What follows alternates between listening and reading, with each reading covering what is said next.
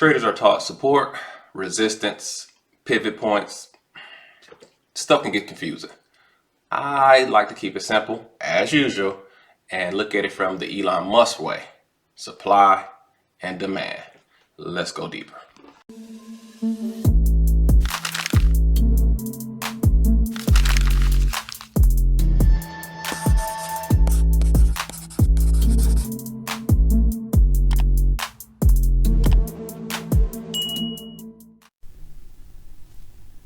Hey guys, JD here. I know you're like, what does Elon Musk have to do with trading? A lot. You didn't know, a lot. Elon Musk is a trader. So I heard a while back that in the beginning, Tesla made more money in the Forex than they did selling cars. And so how is that possible? Well, that's possible because Elon Musk has enough money. He can move the market with his money and his mouth when he puts out a tweet. So get this understanding. Us as retail traders, we don't move the market. Okay. We do not move the market. We're simply watching the big players fight against each other. Right. So if Elon made money in the market, some government or other billionaire probably lost some money, So most people think supply, most people think resistance. They're taught to try to find a resistance, try to find a support. And, others are taught about pivot points, taking the high and low of the day, doing some math.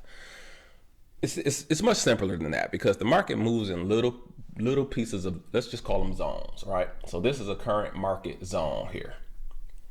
And we know it's a zone when we box it up. This is the top of a range. This is the bottom of the range.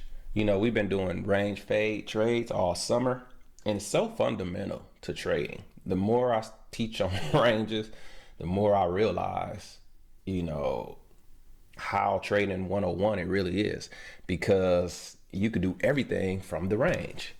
When I was in futures, the very first thing we would do is find the swing high, the overnight swing high, overnight swing low, box that up. If prices stay in that range, it's a range day.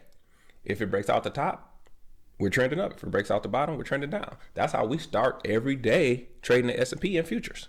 So that concept of a range is huge, because if you don't know this, the market, most markets, all markets range 80% of the time. They trend 20% of the time. So it's typically much easier to find a range than a trend. And that's why you should learn how to trade in the range first, and then trend trade and actually be even easier because you'll see it coming once you get the breakout. Anyway, I kind of got off subject, but yes, you're going to have a range. So what happens is as the trade goes, you always have little ranges. Even if it's trending down, a lot of times prices go into a little range for a while, then continue to trend down, or vice versa, right? But let me show you what's really happening behind the scenes. So let's say that this icon, hold on a second.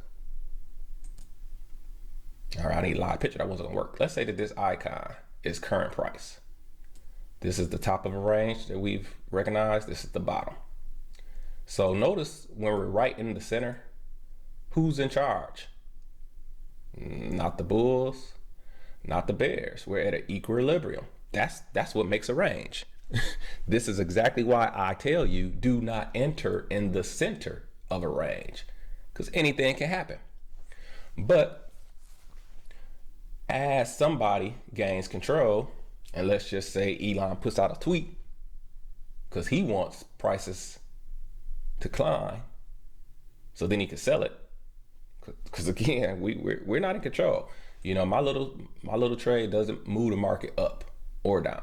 But when a big player like Tesla comes into the game, they can move prices up. But here's what happens. Let's say that we've been at this equilibrium for a while, and finally prices start to move up for whatever reason.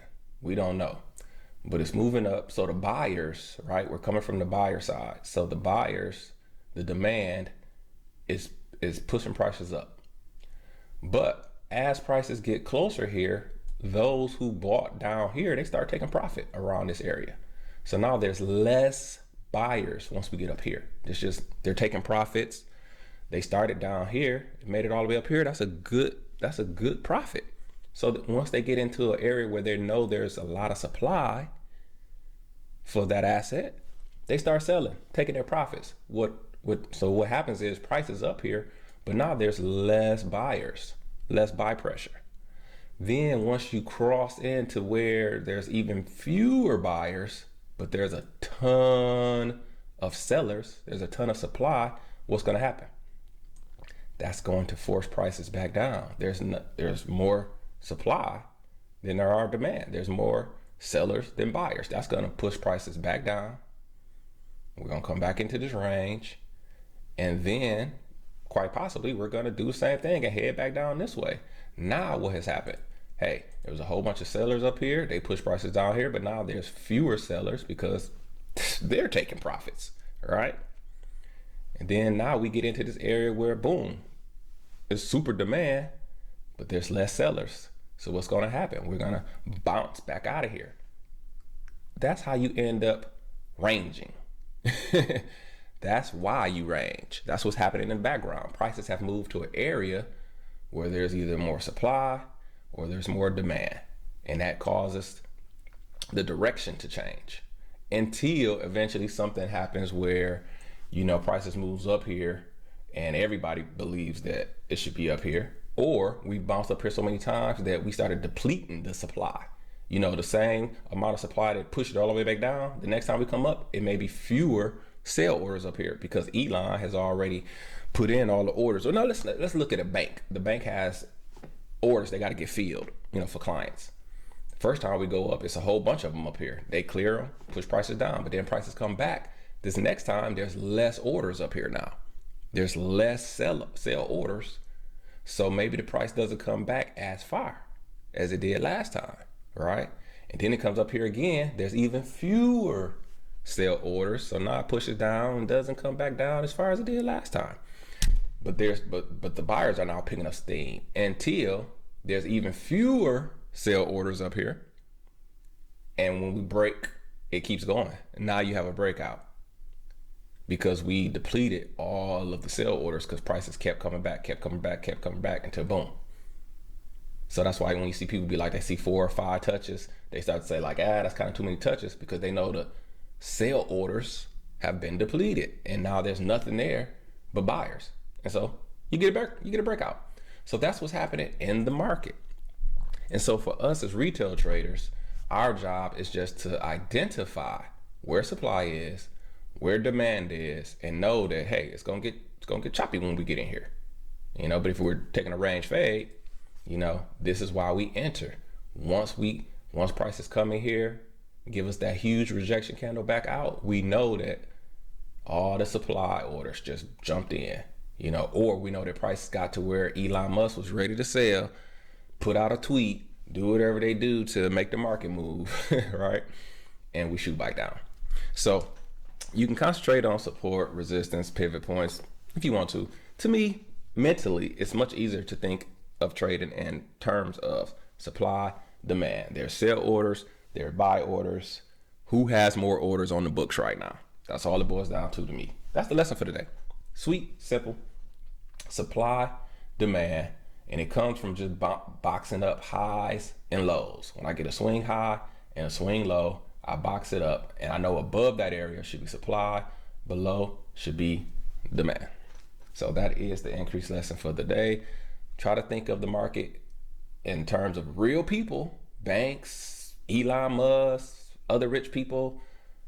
They're the ones who's moving the market. So think of it in terms of orders. Think of it in terms of real people trading. Every tick, every movement came from enough people buying or enough people selling or enough smart money buying, enough smart money selling. So that's the lesson for today. Hey, let's go out here as usual. Find us a real live price action range fade and see this happen in action. See this happen real live. Let's go. Let's do it right now. All right. So I got some stuff boxed up from yesterday. Let's see what's going on. Audi cat. I mean, I don't expect it to still be boxed up. You know, we're only trading minute charts yet. Audi cat, nice drop. Might be about to bounce though. You know what? I'm actually gonna box this up for later because you see this high here? You see how we shot down through here? That means this whole area right in here may have supply. You see how we bounced 1, 2, 3 times right here? This whole area down here is probably demand orders. Nobody's in charge yet. We may range for a while. So I'm gonna box this up for later.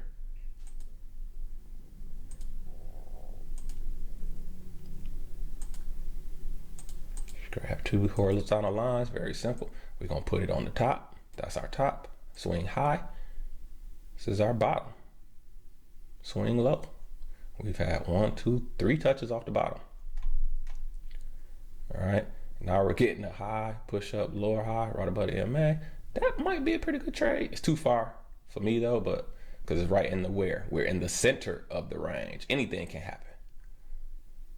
This was a great move down though. Trend down, trend break, 1, 2 legs down to a new low. And then that extra little third leg. That's perfect right there. That's beautiful. So we'll come back and check on that.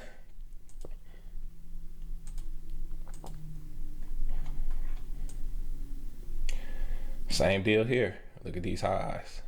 This is where supply is sitting. This is where demand is sitting. Let's box this up.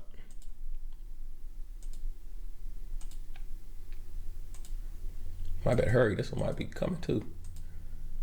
Let me relax. Let me relax. This is the top.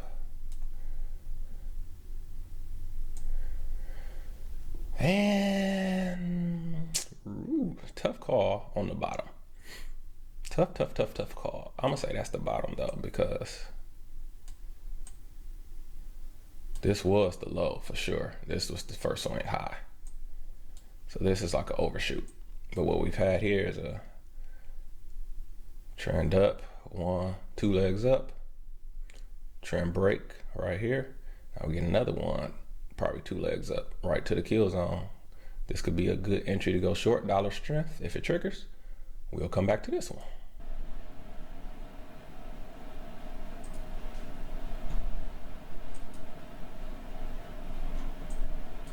So we got the high, push down 2 legs back to a lower high, humongous signal candle that closed well under the EMA. So we're expecting now that we're gonna head to the bottom of the range, and we'll see in 10 minutes.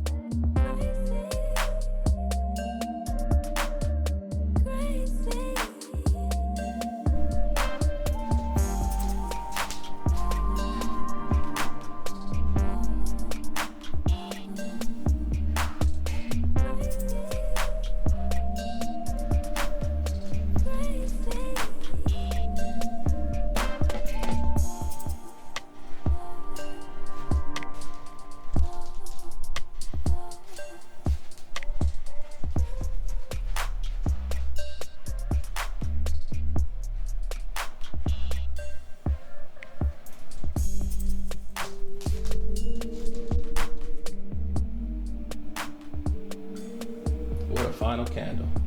Hold on. Beautiful final candle for the win. It was shaky, but So we got it.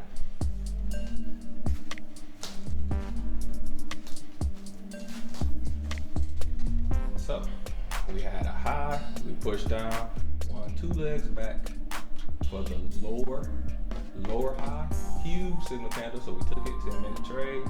It was rough, but 10 minutes saved the day. That's why we do a 10-minute trade. And boom, final candle. What a comeback win, because we were down big. Great comeback win. So what a wonderful way to end the week. All right. So again, and unfortunately we would have won up here, but bad signal candle, so I skipped it. So it's really unfortunate. I should have won here, then here. This should have been my second win of the day. But if I had took the 5 minutes, which I normally would have did here, 1, 2, 3, 4, 5, I would have lost. So taking the 10 minutes was perfect. It all worked out. Great comeback win. All right. So that'll wrap it up for today. My name is JD, and as always, I wish you increase on the sudden. Bye-bye. We would like to thank you for tuning in to another Increase episode with JD. If you want to learn how to price action trade, please visit www.jdhyder.com and you will find his brand new course, IOTS, Price Action Trading System. We thank you again, and as always, we wish you increase on the sudden.